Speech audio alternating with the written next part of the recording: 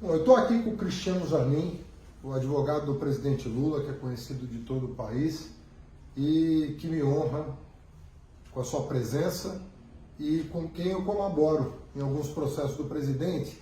Eu queria alguns esclarecimentos, Zanin, sobre os últimos acontecimentos que me parece que não estão repercutindo como deveriam.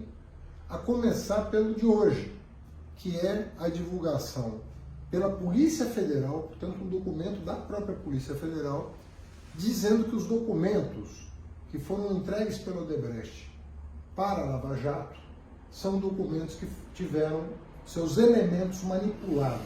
O que significa dizer que aqueles documentos não são fiéis ao sistema da própria empresa e que podem ter sido usados, portanto, para tanto favorecer amigos como prejudicar adversários da imprensa. Eu queria que você explicasse para quem está nos ouvindo o que está em jogo num caso tão grave como esse e que eu acho que não está recebendo da parte da imprensa a devida atenção. Haddad, esse material foi entregue pela Odebrecht ao Ministério Público Federal. E com base nesse material, várias pessoas, inclusive o ex-presidente Lula, estão sendo acusadas. No entanto, o que nós provamos agora? Que esse material foi manipulado antes de ser entregue pela Odebrecht ao Ministério Público. Não é uma cópia fiel do material que foi apreendido na Suíça, como sempre disseram. Ao contrário, é uma outra cópia e que, segundo a própria Polícia Federal, contém indícios fortes de que foi manipulado. Então, esse material não pode ter valor probatório nenhum, nem no Brasil e nem no exterior, para onde também foi mandado. Vários países receberam cópia desse material.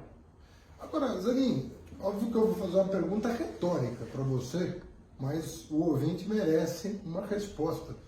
Não seria o mínimo você checar a veracidade daquele documento, atestar a veracidade do documento, antes de qualquer ação judicial contra quem quer que seja, ainda mais envolvendo personalidades de outros países com os quais a justiça brasileira está colaborando?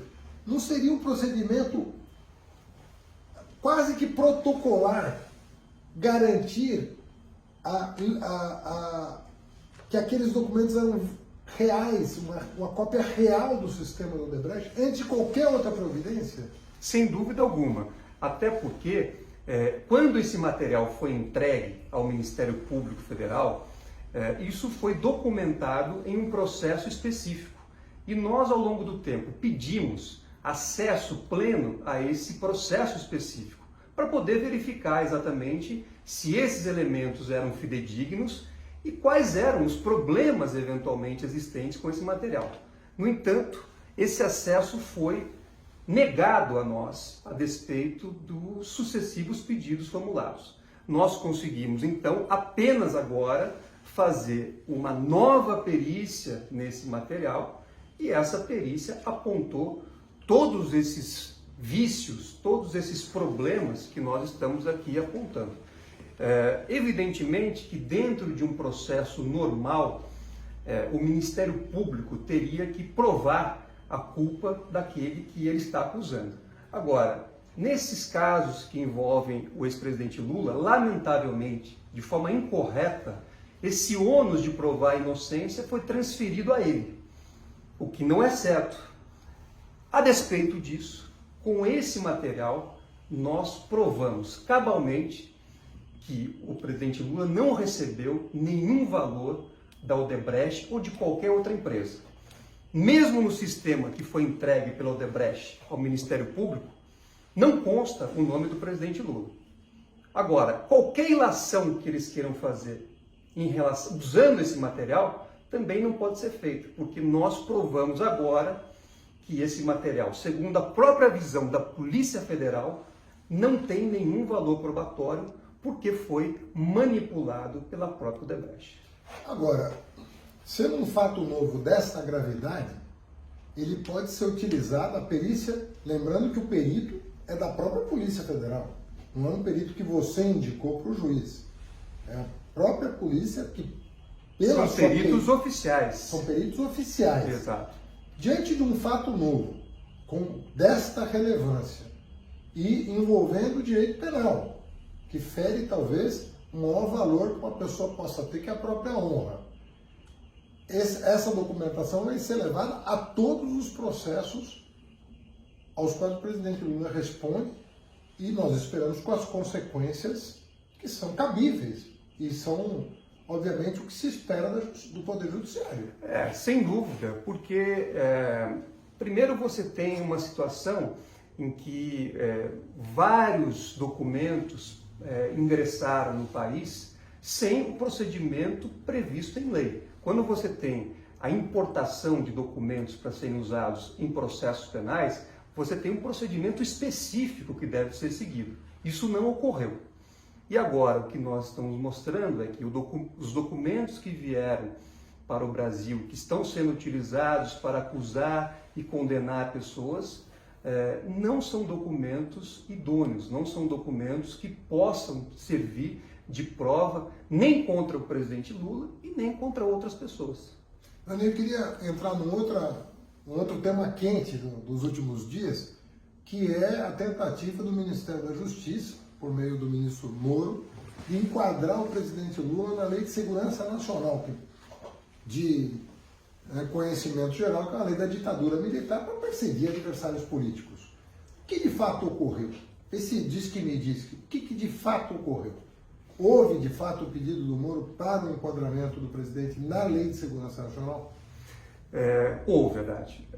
O ministro Sérgio Moro encaminhou uma requisição para a Polícia Federal para que instaurasse um inquérito contra o presidente Lula por suposta ofensa à honra do presidente Bolsonaro. Antes de tudo, é preciso lembrar o seguinte: no vídeo que foi usado pelo ministro Moro para tentar abrir esse inquérito, como de fato ele foi aberto, não há referência ao presidente Bolsonaro. Então já houve ali um erro factual do ministro Moro ao fazer essa requisição. E o enquadramento jurídico que ele buscou fazer nesse ofício que requisitou o inquérito é o da Lei de Segurança Nacional, porque existe um artigo, o artigo 26 da lei, que prevê o enquadramento nesse diploma sempre que houver alguma ofensa à honra do presidente da República. Então, o presidente Lula não ofendeu a honra do presidente da República e tampouco poderia ser enquadrado na Lei de Segurança Nacional, que é uma lei da época do regime militar.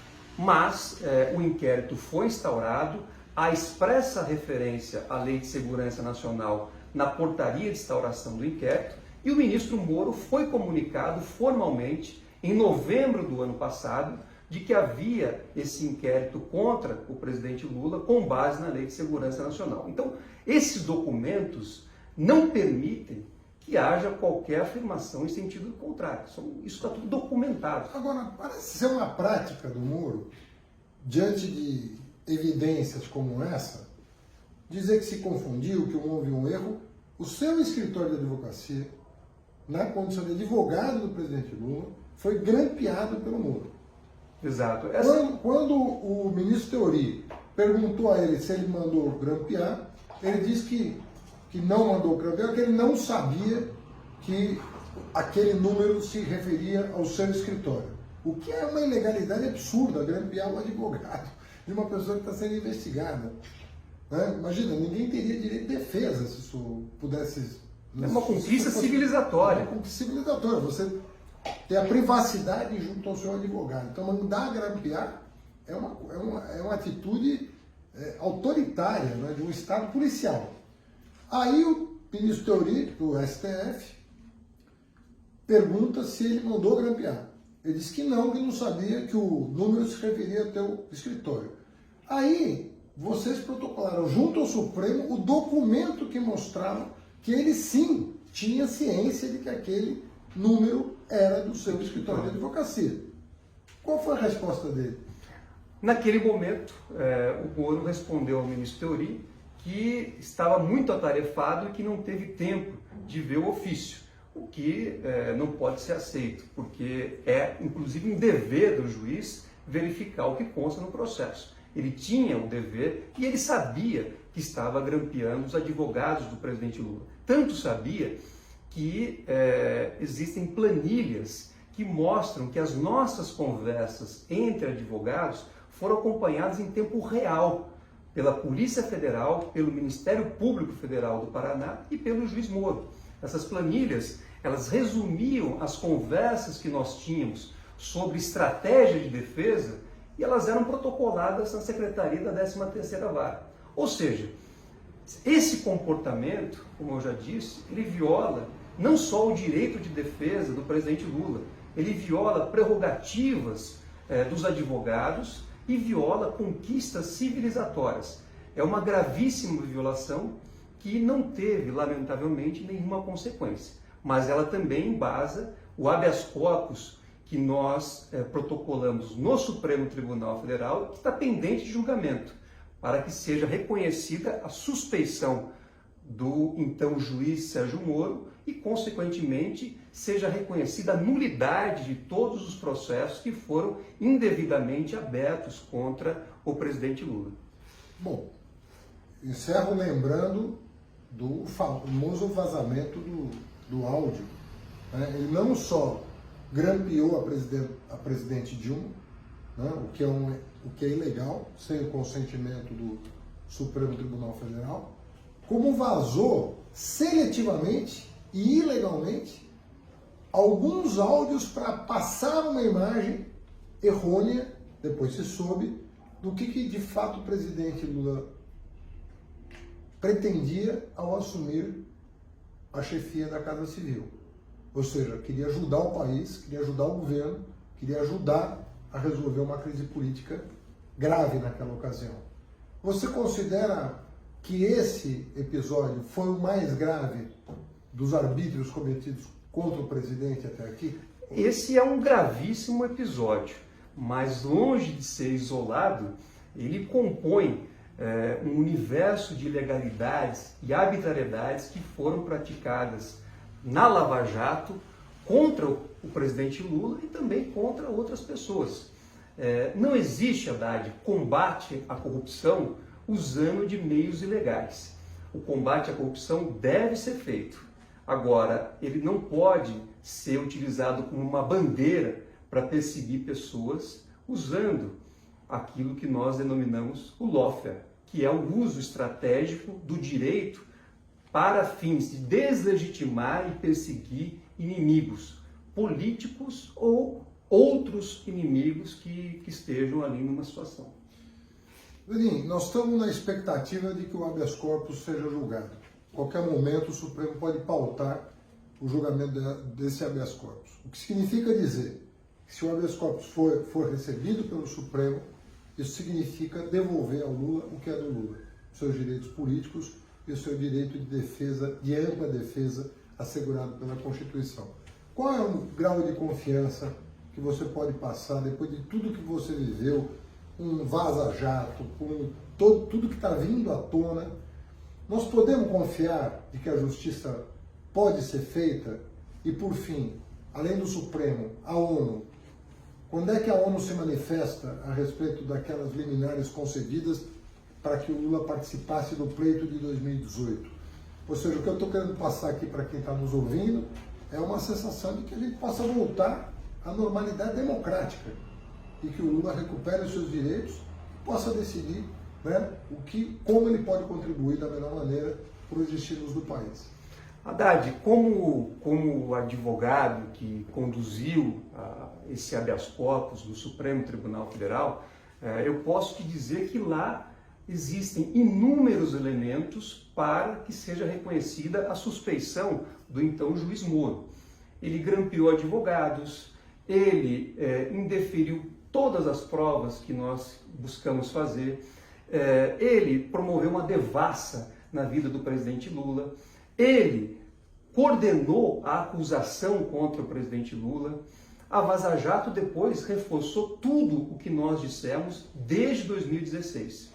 É sempre preciso lembrar que o juiz não só tem que ser imparcial, como ele tem que parecer também imparcial perante a sociedade. Depois de tudo que nós mostramos, depois do que a Vaza Jato mostrou, Será que alguém pode ter dúvida de que o Moro não propiciou um julgamento justo, imparcial e independente ao presidente Lula? Eu acho que essa dúvida não existe, não pode existir mais. Então é por isso que nós confiamos tanto que esse habeas corpus tem que ser acolhido pela Suprema Corte. Claro, cada ministro terá que fazer a sua análise, mas são muito sólidos os fundamentos que foram apresentados. Em relação ao processo que tramita no Comitê de Direitos Humanos da ONU, ele foi protocolado em julho de 2016 e nós fomos atualizando, eu e Valesca, esse processo ao longo de todo esse tempo. Então, o comitê tem nos autos todos os elementos também para reconhecer que houve violação aos direitos internacionais, ao Pacto Internacional de Direitos Civis e Políticos, na condução do processo contra o presidente Lula. Então, nós também temos a expectativa de que esse comunicado, que foi o primeiro comunicado individual feito por um brasileiro ao Comitê de Direitos Humanos da ONU, venha a ser julgado no futuro próximo e que possa restabelecer ou ajudar o país, o Brasil, a reencontrar o trilho da legalidade, do devido processo legal. Bom, eu conversei aqui com o Dr. Zanin, que é meu colega aqui na defesa do presidente Lula, alguns minutos.